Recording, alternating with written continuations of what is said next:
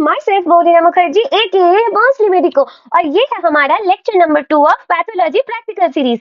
और इस सीरीज में हम लोग डिस्कस करेंगे microscopic slides of peripheral blood smear, यानी कि आप जो फिजियोलॉजी में ब्लड ड्रॉ करते थे वो उसका जो एक स्मेयर बनाते थे, तो उसी में हम लोगों को ब्लड सेल्स की एबनॉर्मलिटी के बारे में पता चलता है ये पेरिफेरल ब्लड स्मेयर को माइक्रोस्कोपिक के लिए देख के। ठीक है, तो ये इस लेक्चर को शुरू करने से पहले मैं आप सभी को एक बात बताना चाहूंगी। पिछले वाले लेक्चर में मैंने थोड़ा गड़बड़ कर दिया था, वो साथ में माइक्रोबायोलॉजी पैथोलॉजी पढ़ा रही हूँ ना, इसीलिए थोड़ा सा इधर उधर हो गया। मैंने वो ग्राम स्टेन लिख दिया था, स्टेनिंग में ग्राम स्टेन नहीं था, वो होगा लीशमैन स्टेन। ठीक है, ग्राम स्टेन नहीं होगा, वो होगा लीशमैन स्टेन। ये रोमानोइड्स की फैमिली ऑफ स्टेन से बिलोंग करता है लीशमैन स्टेन। ठीक है, चलो अब इसके रिगार्डिंग सॉरी, चलो 3 बार सॉरी बोल दिया, अब माफ कर दो। अब आगे पढ़ते हैं। ठीक है, अगर आपने इंट्रोडक्शन वाला वीडियो नहीं देखा तो बिल्कुल से देख लीजिए, क्योंकि इंट्रोडक्शन के बाद ये वीडियो देखेंगे तो वो सीक्वेंस में रहेगा। ठीक है, चलो अभी पेरिफेरल स्मेयर में हमने देखो ब्लड के मेन 3 टाइप ऑफ कॉर्पस्कल्स होते हैं।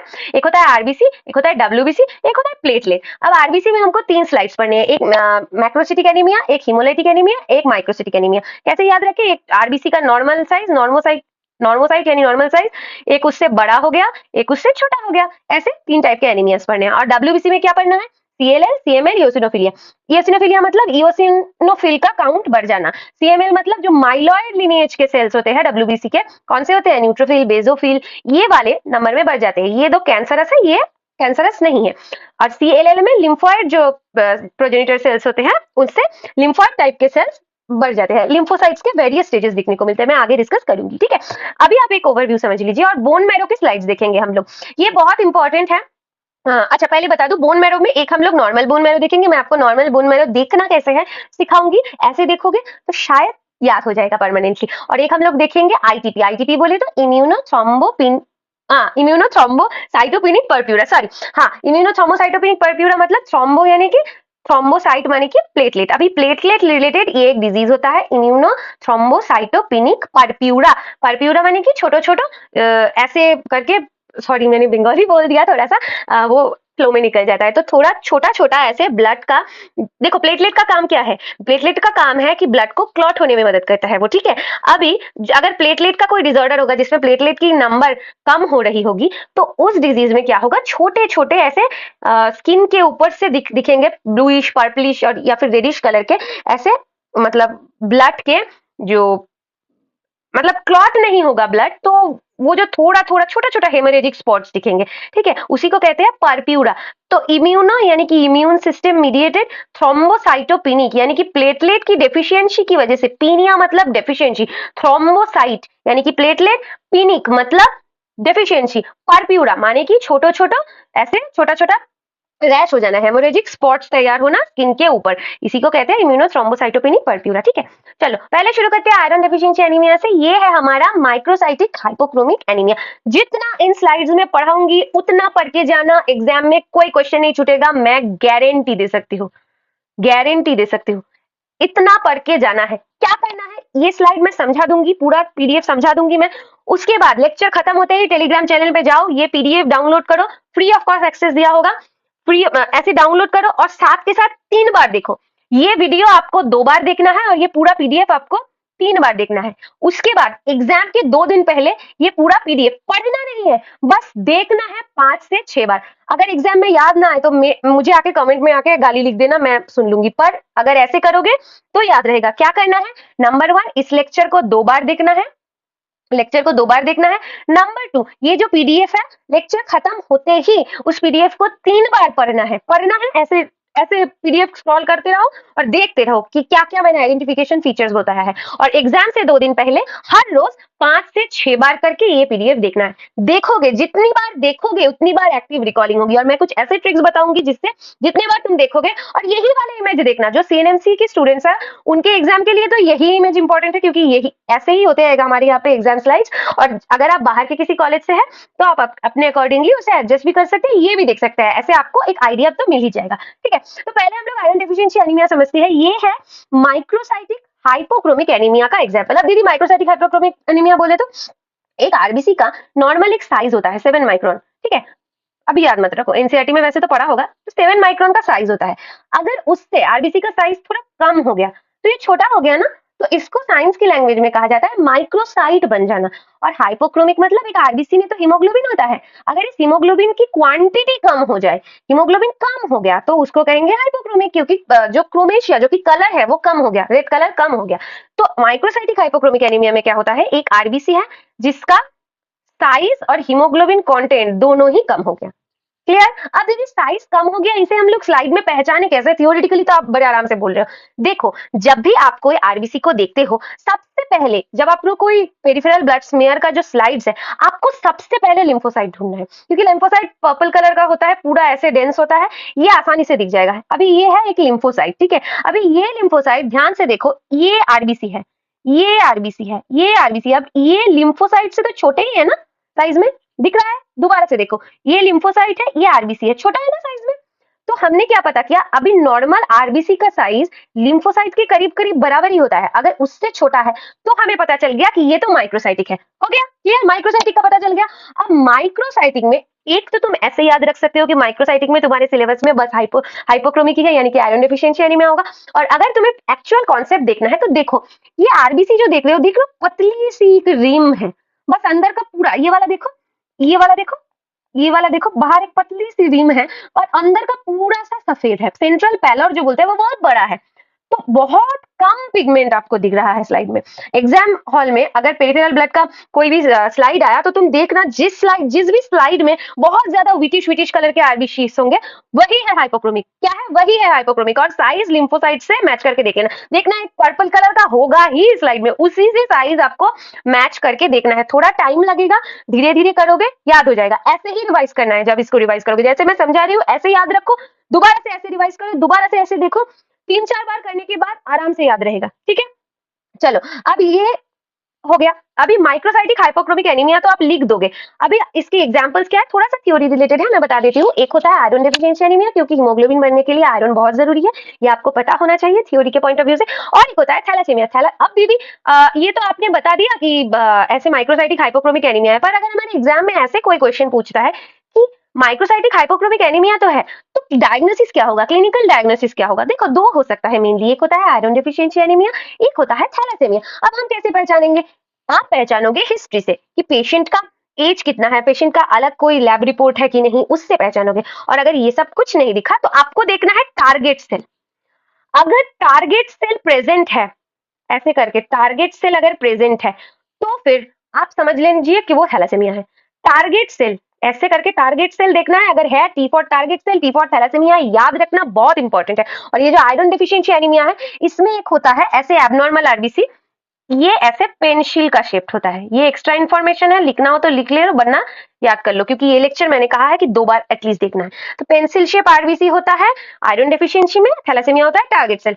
आइडेंटिफाई कर पाओगे। चलो, अभी आइडेंटिफिकेशन पॉइंट आपको क्या लिखना है खाते में, एक लिखना है कि सेंट्रल पैलर बढ़ गया है, जो मैंने आपको बताया था, इसीलिए हाइपोक्रोमिक हुआ। एक आरबीसी साइज डिक्रीज हो गया विद रिस्पेक्ट टू लिम्फोसाइट, लिख दिया है आपके हेल्प के लिए। तो ये दो हो गया, क्यों माइक्रोसाइटिक है, क्यों हाइपोक्रोमिक है। और एक haemoglobin present at peripheral rim, यानी कि सेंट्रल पैलर इंक्रीज हो गया। अब ये तो एक ही शब्द, कान को ऐसे पकड़ो या फिर ऐसे घुमा के पकड़ो, एक ही बात है, ठीक है। तो ऐसे आपको 3 आइडेंटिफिकेशन पॉइंट लिखने, पहले 2 इंपॉर्टेंट है, थर्ड वाला जो है वो थोड़ा सा कॉन्ट्रोवर्शियल है। अब कुछ बच्चे बोलेंगे कि दीदी हमको पेंसिल सेल के बारे में लिखना है, तो मैं कैसे बता भाई कि ये थैलेसेमिया का स्लाइड है, आयरन डेफिशिएंसी का। हो भी सकता है और नहीं भी हो सकता है। तो माइक्रोसाइटिक हाइपोक्रोमिक एनीमिया ये सेफ आंसर है, ठीक है। अभी इसमें ये जो 3 पैरामीटर है, एमसीवी, एमसीएच, एमसीएच। अब एमसीवी क्या होता है, आसान से शब्दों में बोलूं, एमसीवी होता है आरबीसी के साइज को डिनोट करता है, साइज या फिर वॉल्यूम बोल लो। एक आरबीसी कितना बड़ा है कितना छोटा है, वो उसे डिनोट करता है एमसीवी। एक आरबीसी में कितना हीमोग्लोबिन है, उसको डिनोट करता है MCH, mean concentration of haemoglobin. और एक है एमसीएच, यानी कि एक आरबीसी का साइज जितना बड़ा है और उसमें हीमोग्लोबिन जितना सारा है। हीमोग्लोबिन को डिवाइड कर दो साइज से आरबीसी के, मतलब पर यूनिट ऑफ आरबीसी कितना हीमोग्लोबिन है। एक होता है, देखो, एमसीबी होता है कि एक घर कितना बड़ा है, एमसीएच होता है एक घर में कितने सारे मेंबर्स है। अब एमसीएचसी होता है एक घर के पर रूम में कितने मेंबर्स रह रहे हैं। सिंपल, याद रहेगा, घर वाले एग्जांपल से ऐसे याद करना है। चलो, अब आगे बढ़ते हैं। Megaloblastic anaemia, megaloblastic macrocytic anaemia में क्या होता है, ये मैक्रोसिटिक एनीमिया का एग्जांपल है। फिर से हमको क्या करना है, क्या करना है, पहले लिम्फोसाइट ढूंढो ढूंढो ढूंढो, मिलेगा। ये देखो एक है, ये देखो 2 है, देख रहे हो। ऐसे जो मेगालोब्लास्ट है या फिर मेगालोसाइट्स है, कितने बड़े बड़े हैं, न्यूट्रोफिल के साइज की तरह कुछ तो उससे भी बड़े हैं, देखो देख रहे हो कितने बड़े बड़े हैं। तो अगर आरबीसी का साइज इतना बड़ा बड़ा होगा ना तो उसे हम कहेंगे मैक्रोसिटिक एनीमिया, क्योंकि माइक्रो यानी कि छोटा, मैक्रो यानी कि बड़ा। ठीक है, अब इसमें क्योंकि घर का साइज बड़ा हो रहा है तो एमसी भी बढ़ेगा, क्योंकि घर में हीमोग्लोबिन की तो कोई दिक्कत है नहीं यहाँ पे, तो एमसीएच भी बढ़ेगा, क्योंकि घर बड़ा हो रहा है, एमसीएच यानी कि लोग का भी नंबर बढ़ रहा है, और एमसीएच से नॉर्मल रहेगा। क्यों? क्योंकि आप सोचो एक घर है जिसमें 2 कमरे हैं, हर कमरे में एक एक जन रहता है, और एक घर है जिसमें कि 4 कमरे हैं और हर एक कमरे में एक एक जन रहता है। यहाँ पे 2 लोग रहते हैं 2 कमरे के घर में, और यहाँ पे 4 लोग रहते हैं 4 कमरे के घर में। यहाँ पे तो घर का साइज और नंबर्स ऑफ मेंबर्स बढ़े ना, पर क्या इसमें पर रूम जितने लोग रह रहे थे उसका नंबर बढ़ा? नहीं, कांस्टेंट रहा, तो एमसीएच वही भी कांस्टेंट रहा। देखा कितना आसान है। अभी आइडेंटिफिकेशन पॉइंट आपको क्या लिखना है, यहाँ पे एक सबसे ज्यादा आइडेंटिफिकेशन पॉइंट जो है हाइपर सेगमेंटेड न्यूट्रोफिल। देखो लिम्फोसाइट हमने देखना सीख लिया, ठीक है। अभी हाइपर सेगमेंटेड न्यूट्रोफिल देखो, नॉर्मल न्यूट्रोफिल में 4 to 6 सेगमेंट होते हैं, पर यहाँ पे देखो 1 2 3 4 5 6 7 या फिर 8 सेगमेंट्स यहाँ पे है। ये भी आपको क्लियरली दिखेगा, जैसे मैं बोल रही हूँ वैसे देखना है। पहले साइज कंपेयर करो, उसके बाद न्यूट्रोफिल को ढूंढो। अगर न्यूट्रोफिल मिल जाता है, अगर तुम्हें न्यूट्रोफिल किसी आरबीसी के स्लाइड्स में दिख जाता है तो आंख बंद करके उसे लिख देना मेगालोब्लास्टिक एनीमिया या फिर मैक्रोसिटिक एनीमिया, ठीक है। तो हाइपर सेगमेंटेड न्यूट्रोफिल दिखेगा, और मैक्रो ओवालोसाइट कुछ आरबीसीज देखो तुमको देखने को मिलेगा, कुछ आरबीसीज, वेट मैं दिखाती हूँ। हाँ, ये वाला आरबीसी देखो कैसे ओवल शेप का है, देख रहे हो ये, और फिर आ, ये वाला आरबीसी देखो कैसे ओवल शेप का है, देख रहे हो। ये जो ओवल मैक साइज में बड़े हैं और ओवल भी है शेप में, ये जो आरबीसी होते हैं ये आपको मैक्रोसिटिक एनीमिया या फिर मेगालोब्लास्टिक एनीमिया में ही दिखते हैं। अब मेगालोब्लास्टिक एनीमिया क्यों होता है? क्योंकि आरबीसी बड़े हैं, हीमोग्लोबिन भी है, तो एनीमिया क्यों, ये अगर आपको जानना है तो आप कमेंट कर दीजिए, मैं एक वीडियो बना दूंगी, ठीक है। इसे तो इतना हम डिस्कस नहीं कर सकते। अभी कुछ जो आरबीसी होंगे, एक और पॉइंट है जिसमें कि सेंट्रल पैलोर नहीं होगा। मैंने क्या कहा कि घर का साइज बढ़ रहा है और घर के मेंबर्स यानी कि हीमोग्लोबिन भी बढ़ रहा है, तो बढ़ते बढ़ते सेंट्रल पैलोर यानी कि जो एकदम सेंटर का जो पार्ट होता है जहां पे हीमोग्लोबिन नहीं होता, व्हिटिश कलर का, ये आरबीसी देखो सेंट्रल पैलर है नहीं है, ये आरबीसी देखो सेंट्रल पैलर नहीं है। अभी तुम एक काम करो, ये आरबीसी देखो, ऐसे बहुत सारे आरबीसी आपको मिलेंगे, बहुत सारे तो नहीं, कुछ आरबीसी आपको मिलेंगे जिसमें कोई सेंट्रल पैलर नहीं होगा, ठीक है। तो क्या पॉइंट थे? एक था हाइपर सेगमेंटेड न्यूट्रोफिल, दूसरा था मैक्रो ओवालोसाइट प्रेजेंट, और थर्ड क्या था, कुछ आरबीसीज में सेंट्रल पैलर नहीं होगा। मेरे साथ फटाफट बोलो, एक नंबर क्या था मैक्रो ओवालोसाइट, दूसरा क्या था न्यूट्रोफिल हाइपर सेगमेंटेड, तीसरा क्या था सेंट्रल पैलर कुछ में एब्सेंट होगा। और पहले वाले आयरन डेफिशिएंसी में क्या क्या था? आइडेंटिफिकेशन पॉइंट मेरे साथ बोलो, सेंट्रल पैलर का साइज बढ़ेगा, आरबीसी का साइज कम होगा, हीमोग्लोबिन पेरिफेरल रिम की तरह रहेगा। Example iron deficiency anaemia, thalassaemia. हो गया यार, चलो अब हीमोलाइटिक एनीमिया के बारे में पढ़ते हैं। हीमोलाइटिक एनीमिया में हमको देखना है एक ही पॉइंट है सबसे इंपॉर्टेंट, देखो ये दिख रहा है लिम्फोसाइट। चलो अभी देखो ये वाला देखो, ये एक आरबीसी है पर उसमें न्यूक्लियस है। एक आरबीसी रेडिश कलर का होता है, रेडिश पर्पलिश कलर का होता है, और न्यूक्लियस उसमें जो होता है वो ब्लूइश कलर का होता है, वो आप देखते ही पहचान लोगे। ये देखो एक आरबीसी है और न्यूक्लिएटेड आरबीसी, ये देखो आरबीसी और न्यूक्लिएटेड आरबीसी। तो न्यूक्लिएटेड आरबीसी अगर आपको दिख जाए लिम्फोसाइट से कंपेयर करके, अगर आपको ये लिम्फोसाइट के साइज का यानी कि नॉर्मोसाइटिक है, और अगर आपको न्यूक्लिएटेड आरबीसी एक भी दिख जाए, आराम से लिख देना हीमोलाइटिक एनीमिया। क्या? हीमोलाइटिक एनीमिया, नॉर्मोसाइटिक नहीं लिखना है, हमारे सिलेबस में हीमोलाइटिक एनीमिया ही है। हीमोलाइटिक एनीमिया आपको लिखना है जिसमें कि आइडेंटिफिकेशन फीचर्स लिखना है न्यूक्लिएटेड आरबीसी, और nucleated RBC has pyknotic nuclei with red purple cytoplasm लिखना है।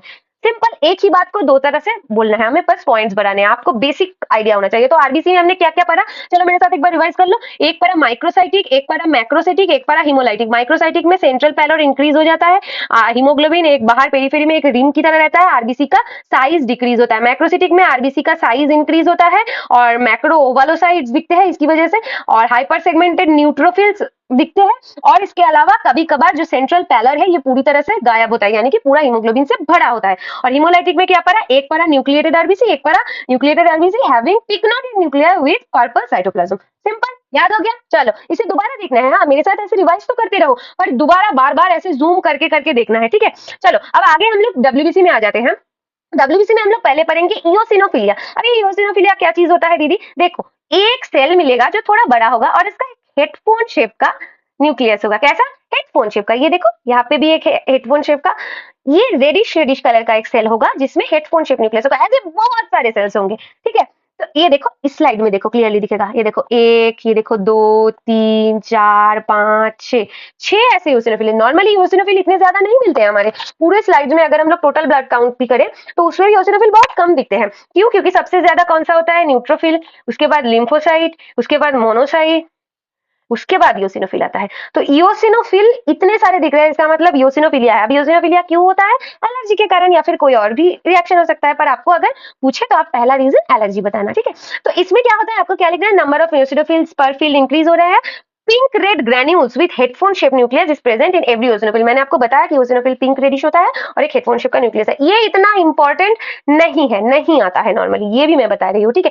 पहले के जो 3 पढ़े वो इंपॉर्टेंट था, कौन सा? Macrocytic anaemia, microcytic anaemia, haemolytic anaemia, ठीक है। अब आगे हम लोग पढ़ेंगे CML, ये मेरा बड़ा फेवरेट टॉपिक है, ठीक है। अगर आपको कैंसर में, ल्यूकेमिया में कोई भी कंफ्यूजन है तो वो मेरा सबसे पसंदीदा टॉपिक है। अगर आपको कोई भी डाउट हो कमेंट में लिखना, मैं उसके ऊपर जल्द से जल्द वीडियो बना दूंगी, ठीक है। चलो, अब ये CML क्या होता है? एम बोले तो माइलॉइड। अब माइलॉइड प्रोजेनिटर सेल्स कौन से होते हैं दीदी? देखो, एक ब्लड सेल में 2 टाइप्स के प्रोजेनिटर सेल्स होते हैं, यानी कि 2 टाइप के पेरेंट सेल्स हो सकते हैं। आप ऐसे समझो आसान से, एक होता है माइलॉइड, एक होता है लिम्फोइड। लिम्फोइड से लिम्फोसाइट्स बनते हैं और माइलॉइड से बनते हैं जो होता है न्यूट्रोफिल, जो होता है इयोसिनोफिल और जो होता है बेसोफिल। ऐसे बहुत सारे सेल्स बनते हैं। अब एक एक जो सेल्स होता है माइलॉइड से, न्यूट्रोफिल, बेसोफिल, इयोसिनोफिल। अब न्यूट्रोफिल का तो कोई प्री फॉर्म होगा जिससे कि कंप्लीट एडल्ट न्यूट्रोफिल या फिर मेच्योर न्यूट्रोफिल बनेगा, वैसे ही बेसोफिल का भी होगा, वैसे इयोसिनोफिल का भी होगा। होगा कि नहीं होगा? तो ऐसे ही जब माइलॉइड का जो जो प्रोजेनिटर सेल है, यानी कि जो ये वाला माइलॉइड पेरेंट सेल है, इसमें जब धड़ल्ले से सेल डिवीजन होता गया, तो वेरियस स्टेजेस में ये जो न्यूट्रोफिल, इयोसिनोफिल, बेसोफिल का जो ये इनका जो साइकिल है ना, इमेच्योर से मेच्योर तक बनने का, तो देखो समझो, माइलॉइड का जब बहुत ज्यादा सेल डिवीजन होगा तो ये जो न्यूट्रोफिल, इयोसिनोफिल, बेसोफिल का जो जो इमेच्योर से मैच्योर बनने का जो साइकिल है ना, इसमें बहुत सारे स्टेप्स आएंगे जिसमें कि बहुत सारे इसके स्टेजेस आएंगे, यहाँ पे यहाँ पे यहाँ पे। तो ऐसे 1 2 3 4 वेरियस फॉर्मेट में आपको सेल्स दिखेंगे। कोई बैंड फॉर्म होगा, कोई स्टैप फॉर्म होगा, कोई डी शेपेड होगा।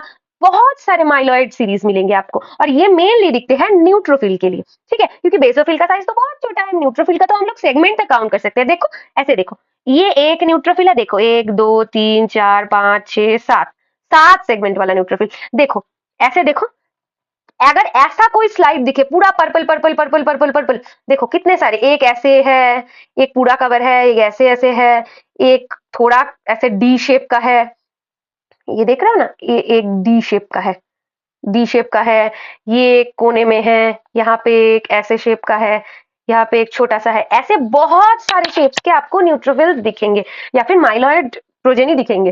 तो आपको तभी समझ जाना है ये CML है। अब आप लोग आइडेंटिफिकेशन पॉइंट्स क्या लिखे? एक, जो मैंने बताया, एक वेरियस काइंड्स ऑफ माइलॉइड यानी कि neutrophil cells which are not similar. ये सारे सिमिलर लग रहे हैं क्या आपको? ये देखिए, ये कैसे ऐसे यू जैसा बना है, वी जैसा, ये कैसे डी जैसा बना है, ये भी डी जैसा है, ये पूरा कवर्ड है, ये देखो ये बैंड फॉर्म है। ऐसे बहुत सारे आपको मिलेंगे। ये देखो ये सेगमेंटेड फॉर्म है।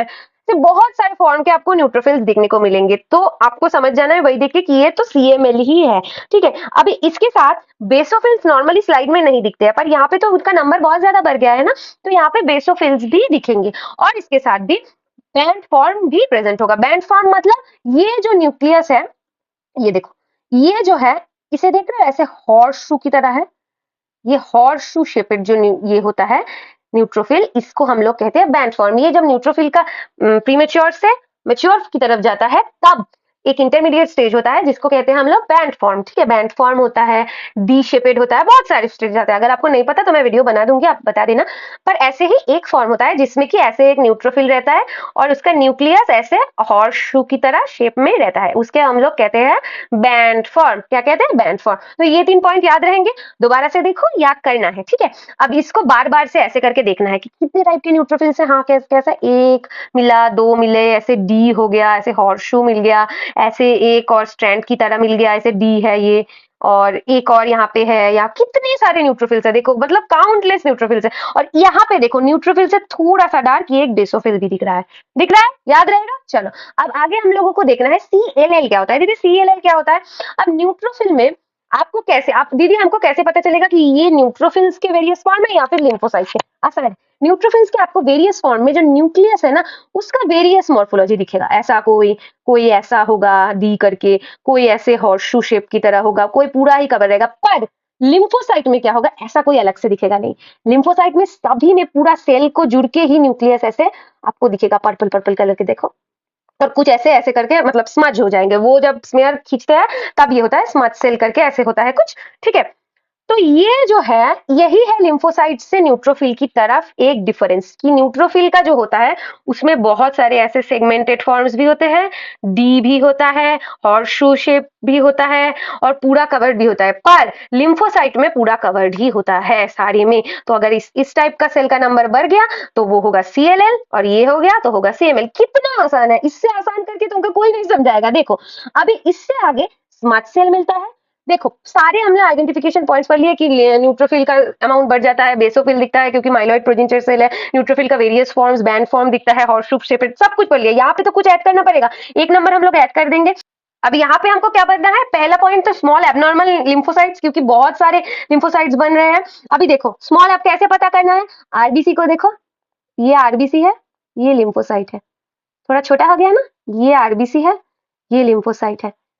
देखो अभी स्मॉल सारे स्लाइड्स में इतना अच्छे से समझ नहीं आएगा क्योंकि आरबीसी ब्लैक ब्लैक कलर के होगा, तो आप उस पर फोकस मत कीजिए। आप देखना कि वैरायटी ऑफ लिम्फोसाइट होगी। नॉर्मल स्लाइड में एक लिम्फोसाइट ही होता है मैक्सिमम, पर यहाँ पे वैरायटी ऑफ लिम्फोसाइट्स प्रेजेंट होंगे। कैसे देखना है मैंने आपको बता दिया। इसके अलावा स्मज सेल भी प्रेजेंट होगा। स्मज सेल बने की ये जो बहुत ही वीक हो जाता है, जब लिम्फोसाइट का ऐसे बहुत ज्यादा डिवीजन होता है तो वो बहुत ज्यादा वीक हो जाता है। तब जब हम लोग स्मेयर खींचते हैं ऐसे करके, तो कुछ सेल ऐसे स्मज हो जाते हैं। अगर ऐसे एक सेल होगा और इसके ऊपर से ऐसे करके तुम कोई खींचोगे तो वो ऐसे हो जाएगा ना, तो वही होता है स्मज सेल, ठीक है। और उसके बाद लिम्फोसाइट का काउंट तो बढ़ ही जाता है। कितना आसान है, CLL CML, चलो मेरे साथ बोलो, CML और CLL। CML में हमने क्या करा, न्यूट्रोफिल का काउंट बढ़ गया, न्यूट्रोफिल के वेरियस फॉर्म्स दिख गए, बेसोफिल्स दिख गया, और माइलॉइड के बहुत सारे जो सेल्स होते हैं उनका नंबर अलग अलग स्टेजेस में प्रेजेंट हुआ। और लिम्फोसाइट में हमने क्या पढ़ा, लिम्फोसाइट का नंबर बढ़ गया, लिम्फोसाइट में बहुत ऐसे नंबर बढ़ने के साथ स्मज सेल भी प्रोड्यूस हुआ, उसके साथ एबनॉर्मलिटी दिखी उसमें क्योंकि बहुत सारा हो गया है, और थोड़ा साइज भी छोटा हो गया लिम्फोसाइट का, और उसके साथ स्कैंटी साइटोप्लाज्म भी दिखा हमको, ठीक है। चलो अब ये हो गया CLL CML, वहां पे RBC का हो गया। अब हम लोग लास्ट टॉपिक पे आ गए हैं, ये है नॉर्मल बोन मैरो स्लाइड। अब हाँ एक बात, ये सारे स्लाइड्स जो हम लोग ये करते हैं ये सब लीशमैन में करते हैं, फिजियोलॉजी में तो पढ़ा होगा, याद ही होगा, फिर भी मैंने बता दिया। देखो अब बोन मैरो हमको कैसे दिखना है, कोई भी स्लाइड, एक बात याद रखना, ये मेरे सर डॉक्टर रंजीत सर ने कहा था जब मैंने उनसे पढ़ाई की थी PW में, कि कोई भी स्लाइड में फैट फैट कलरलेस होता है। क्या होता है, फैट कलरलेस होता है। देखो अब दीदी ये वाला फैट है या ये वाला, कैसे पता करें, फैट है ना ऐसे गोल गोल टाइप से होता है, याद रखना है। फैट ऐसे गोल गोल टाइप से होता है और कलरलेस होता है, इसीलिए याद करो फैट के लिए स्पेशल स्टेन्स भी होते हैं, ऑयल रेडो, सुडान 4 ऐसे करके होता है ना। तो फैट ऐसे गोल गोल, किसी भी स्लाइड्स में अगर ऐसे गोल गोल छोटे छोटे क्लियर स्पेसेस दिखे तो वो फैट है। और अगर ये फैट स्पेसेस प्रेजेंट है अलॉन्ग विथ उसके आसपास कोई ऐसे ही डार्क कलर का ऐसे वेवी वेवी सा ऐसे कोई मैट्रिक्स टाइप का दिखे, आंख बंद करके वो बोन मैरो होगा। हमारे लेवल में आंख बंद करके वो बोन मैरो होगा। क्यों, गोल गोल दिखे, गोल गोल के अराउंड ऐसे कोई wavy wavy wavy wavy space दिख रहा है। क्या दिख रहा है, जल्दी से बोलो, गोल गोल, उसके around wavy wavy wavy wavy space दिख रहा है, ठीक है, हो गया। अब इस वेवी वेवी स्पेस में भी यहाँ पे देखो एक सेल है पिंक कलर का। देखो जो तुम्हारा दिमाग नहीं जानता वो तुम्हारी आंखें नहीं देख सकती, तो थ्योरी तो क्लियर होना चाहिए, फिर भी मैं बता देती हूँ अगर आपको क्लियर नहीं है तो ये हमने क्या देखा, पहले हम लोगों ने गोल गोल फैट्स देखे, उसके अराउंड एक वेवी वेवी करके मैट्रिक्स है, यहाँ पे पतला सा है, यहाँ पे वेवी वेवी करके है, ये बोनी ट्रेबिक्यूले है, ये मैट्रिक्स है। अब इस मैट्रिक्स में देखो पिंक कलर के छोटे छोटे, ये एक, यहाँ पे एक, यहाँ पे शायद एक, मैं इतनी दूर से देख रही हूँ फिर भी मुझे दिख रहा है। देखो तुमको अगर थोड़ा सा कोशिश करोगे देखने की तो दिख जाएगा। ये वाला सबसे ज्यादा प्रोमिनेंट है, ये गोल है, इसे मेगा कैरियोसाइट कहते हैं। ये है प्लेटलेट की मम्मी, यहाँ से प्लेटलेट पैदा होते हैं, ठीक है। तो हमको नॉर्मल बोन मैरो कैसे पहचानना है, फैट स्पेसिस प्रेजेंट है, मैरो पार्टिकल्स यानी कि वो जो वेवी वेवी करके मैंने बताया ना, देखो यहाँ पे कितना डेंस है, यहाँ पे भी है बट लाइट है, उसे हम लोग मैरो पार्टिकल्स कहते हैं, और उसमें होगा मेगा कैरियोसाइट। कैसे हम लोगों को पता करना है कि ये मेगा कैरियोसाइट होगा, क्योंकि इसमें देखो पहली बात यहाँ पे लिम्फोसाइट वगैरह वो सब तो ऐसे होंगे नहीं, बोन मैरो है, क्योंकि वो तो बाहर जाते ही उसके बाद मतलब मैच्योर करते ही बाहर चले जाते हैं, तो यहाँ पे जो होगा मेगा कैरियोसाइट ही होगा। आसान से शब्दों में ऐसे ही याद रख लो, ठीक है। ये ऐसा कोई एग्जैक्ट लॉजिक नहीं है, बस मैं आपके याद करने के लिए आपको ऐसे बोल रही हूँ, ठीक है। तो ये जो सिंगल लोब्ड न्यूक्लियस है, यानी कि ये सेल है और ये वाला न्यूक्लियस है, वो आपको दिखेगा नहीं, ये आपको रट के एग्जाम में लिखना है, ये आपको हरगिज नहीं दिखेगा, ठीक है। आपको क्या दिखा, फैट स्पेस, मैरो पार्टिकल्स और एक ऐसे पिंक पिंक कलर का एक दो सेल, वो देख के आपको लिखना है नॉर्मल बोन मैरो। अब दीदी अगर एबनॉर्मल आया कैसे पहचाने, बताती हूँ, रुको। देखो अब इसमें तुम मुझे खुद बताओ, यहाँ पे फैट पार्टिकल्स कौन से हैं, ये वाले एम्प्टी स्पेसेस जो एयर एयरी एयरी लग रहा है ना, फ्री राउंड राउंड करके देखो, ये वाले है फैट पार्टिकल्स, ठीक है। ये देखो फैट स्पेस, ऐसे एक तक कितना बड़ा है, एक तक कितना बड़ा है, ये वाला सबसे बड़ा है, देखा। अभी यहाँ पे ये वाला क्या है, वेवी वेवी करके, ये है मैट्रिक्स। अभी ये क्या है, बोन मैरो में सबसे बड़ा होता है बिग इमेच्योर मेगाकैरियोसाइट। अगर देखो नॉर्मली मेगाकैरियोसाइट्स इतने छोटे होते हैं, पर अगर मेगाकैरियोसाइट किसी स्लाइड में तुमको इतना बड़ा दिखे या फिर इतना बड़ा दिखे, तो वो तो एबनॉर्मल हुआ ना, क्योंकि नॉर्मल तो छोटा था, अब एबनॉर्मल इतना बड़ा हो गया, तो उसे हम लोग कहेंगे इमेच्योर बिग मेगाकैरियोसाइट। ब्लड में ऐसा होता है कि हर कोई जो सेल होता है उसका तुम जितना इमेच्योर वर्जन देखोगे उतना बड़ा है, और जितना मेच्योर वर्जन देखोगे उतना छोटा है, उतना कॉम्पैक्ट है, ठीक है। तो अभी अगर आपको फैट स्पेस और ये से वेवी वेवी करके मैट्रिक्स के अलावा इतना बड़ा सा मेगाकैरियोसाइट दिखे, आंख बंद करके लिख दो आईटीपी। अब क्यों होता है, कैसे होता है, ये तो आपको थ्योरी में एक्सप्लेन करना पड़ेगा, बहुत बड़ा टॉपिक है। फिर भी मैं छोटे तरह से आपको बोल देती हूँ कि प्लेटलेट का जब बॉडी में डिस्ट्रैक्शन हो जाता है या फिर नंबर डिक्रीज कर जाता है, तो क्या होता है, बोन मैरो सोचता है कि प्लेटलेट तो बॉडी में है ही नहीं, अब प्लेटलेट तो इंपॉर्टेंट है भैया। अब बोन मैरो और ज्यादा प्लेटलेट प्रोड्यूस करने लगता है, अब और ज्यादा प्रोड्यूस करेगा तो बॉडी में आएगा, पर बॉडी में तो डिस्ट्रैक्शन कंटिन्यू होता रह रहा है, होता रह रहा है। अभी इसके बहुत सारे रीजन है, प्लेटलेट बढ़ते रह रहे हैं, अभी बोन मैरो प्रोडक्शन बढ़ाता रहा है पर बॉडी खत्म करती रह रही है, ऐसे ही बढ़ाते बढ़ाते इस जो इसकी मम्मी है उसका साइज बढ़ जाता है, क्योंकि यहाँ पे बहुत ज्यादा सेल डिवीजन हो रहा है, बहुत ज्यादा प्लेटलेट पैदा हो रहे हैं, इसीलिए बिग इमेच्योर मेगाकैरियोसाइट। क्योंकि यहाँ पे जब आप कोई प्लेटलेट जब पैदा होता है तो क्या होता है, मेगाकैरियोसाइट से प्लेटलेट पहले इमेच्योर फॉर्म में बनता है, उसके बाद वो मैच्योर होता है। आपको प्लेटलेट का साइकिल पता होना चाहिए इसके लिए, ठीक है। तो ये जब प्लेटलेट बन रहा है, बहुत धड़ल्ले से बन रहा है, तो कुछ प्लेटलेट्स ऐसे बड़े भी रह जाते हैं, ठीक है। अब बहुत ज्यादा सेल डिवीजन की वजह से ये बड़ा हो रहा है और कुछ प्लेटलेट्स इमेच्योर भी रह जाते हैं। थोड़ा बहुत मैंने आपको आईटीपी के बारे में समझा दिया, अगर आपको और डिटेल में इसको जानना है तो आप मुझे कमेंट में बता दीजिए, मैं आपको बता दूंगी, ठीक है। तो इसमें हमको आइडेंटिफिकेशन पॉइंट लिखना है, इमेच्योर बिग मेगाकैरियोसाइट मैंने आपको बता दिया क्यों होता है, fat spaces same, clumped RBC are seen. अब दीदी इसको कैसे पहचाने, पहली बात तो ये रट लो, दूसरी बात ये देखो, ये जो ऐसे वेवी वेवी वेवी वेवी करके होता है, यहाँ पे देखो 1 2 3 4 5, ये तुमको एग्जाम में मैं कितना भी बोल लूं ऐसे दिखेगा नहीं, ठीक है। अगर कोई बोल रहा है कि उसको क्लम्प्ड आरबीसी दिख रहा है बोन मैरो स्लाइड्स में, तो वो या तो बहुत अच्छे से उसने प्रैक्टिस किया या तो झूठ बोल रहा है, ठीक है। तो इसको आपको याद ऐसे ही रखना है कि एक बहुत सारे फैट स्पेसेस दिखेंगे, मैं अपने जैसे स्टूडेंट्स की बात कर रही हूँ जो मतलब आखिर में जुगाड़ करके पढ़ते हैं, ठीक है। ऐसे फैट स्पेसेस हैं, ये वेवी वेवी करके एक मटेरियल है, ये वेवी वेवी मटेरियल में एक बड़ा सा अगर मेगाकैरियोसाइट हो, बड़ा सा ब्लू कलर का सेल हो तो वो होगा आईटीपी, अगर छोटा हो तो वो होगा नॉर्मल बोन मैरो। ऐसे याद हो गया। अब आईटीपी के जो आइडेंटिफिकेशन पॉइंट्स है उसे रख लो, सिंपल, बहुत सिंपल है, ठीक है। अभी ये क्यों क्लम्प्ड आरबीसी क्यों लिखते हैं, क्योंकि जो ये मेगाकैरियोसाइट्स होता है इसके आसपास जो आरबीसी का जो प्रोजेनिटर सेल्स है वो पाए जाते हैं, ठीक है। हो गया क्लियर। अब इसको क्या करना है, इस लेक्चर को दोबारा से पहले से 2x में देखो, कोई बात नहीं 2x में पूरा देखो पर 2 बार देखो, और फिर मेरे टेलीग्राम चैनल पे जाओ डिस्क्रिप्शन बॉक्स से, और वहां पे जाके इस पीडीएफ को 3 बार पढ़ना है। कैसे पढ़ना है, जैसे मैंने आपको बताया वैसे ही पढ़ना है, दिमाग में छप जाएगा, देख लेना। और सारे लेक्चर्स में आपको ऐसे ही करना है, तो फिर आप भूलोगे नहीं, मैंने ऐसे करके मुझे याद हुआ था। तो हमने आज के लेक्चर में क्या पढ़ा, चलो जल्दी से फटाफट से एक बार डिस्कस कर लेते हैं। हमने पहले पढ़ा आरबीसी के 3 स्लाइड्स, कौन से 3 से पढ़े, एक पढ़ा माइक्रोसाइटिक, एक पढ़ा मैक्रोसिटिक, एक पढ़ा हिमोलाइटिक। माइक्रो में साइज छोटा होता है, मैक्रो में साइज बढ़ जाता है, हिमोलाइटिक में साइज नॉर्मल रहता है, पर इसमें माइक्रोसिटिक में हाइपर सेगमेंटेड न्यूट्रोफिल रहता है, माइक्रोसिटिक में टारगेट सेल भी हो सकता है, पेंसिल सेल भी हो सकता है, पर हमें ये नहीं लिखना, हमें क्या लिखना है, क्या जो सेंट्रल पैलोर है उसका साइज बढ़ जाएगा और हीमोग्लोबिन एक मतलब पेरिफेरी के अराउंड एक रिंग बना के रहेगा। और मैक्रोसिटिक में हमें क्या पढ़ना है, हाइपर सेगमेंटेड न्यूट्रोफिल भी पढ़ना है और मैक्रो ओवालोसाइट्स प्रेजेंट होते हैं। और हिमोलाइटिक में हमें क्या पढ़ना है कि आरबीसी का साइज चेंज नहीं होता पर कुछ न्यूक्लिएटेड आरबीसी दिखते हैं वहां पे, ठीक है। अभी इसके आगे सीएलएल पढ़ा, डब्ल्यूबीसी में हमने सीएलएल पढ़ा, सीएमएल पढ़ा और इओसिनोफिलिया पढ़ा, ठीक है। सीएलएल में हमने क्या पढ़ा कि लिम्फोसाइट्स का जो नंबर है, जो इंटरमीडिएट स्टेज है, प्रीमेच्योर है, मैच्योर है, सारे बढ़ जाते हैं। सीएमएल में हमने क्या पढ़ा, जो न्यूट्रोफिल्स होते हैं, उनके वेरियस स्टेजेस हॉर्सशू शेपेड यानी कि बैंड फॉर्म, डी फॉर्म, ऐसे बहुत सारे फॉर्म्स आपको दिखेंगे, वही देख के आपको पहचानना है।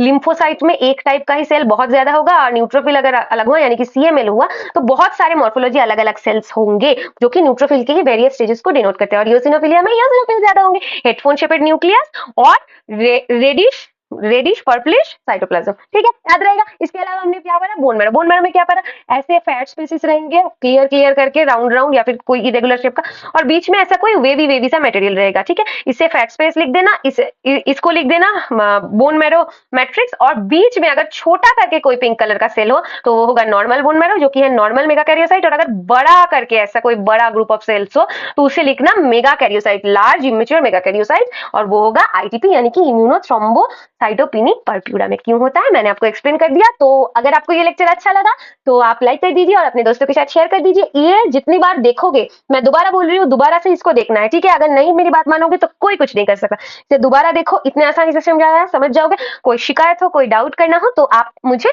कमेंट सेक्शन में बता सकते हैं। कुछ इंप्रूव करना हो तो मैं वो अगले वीडियो से जरूर से करूंगी। ठीक है, तो डिस्क्रिप्शन बॉक्स से मेरा टेलीग्राम चैनल का लिंक ज्वाइन कर लो, वहां से ये पीडीएफ आपको फ्री ऑफ कॉस्ट मिल जाएगा। ठीक है, तो मिलते हैं अगले लेक्चर में। अगले लेक्चर में हम लोग और भी कुछ स्लाइड्स डिस्कस करेंगे। और ठीक है, तब तक के लिए आप पढ़ाई करते रहे। चलो, ओके, बाय।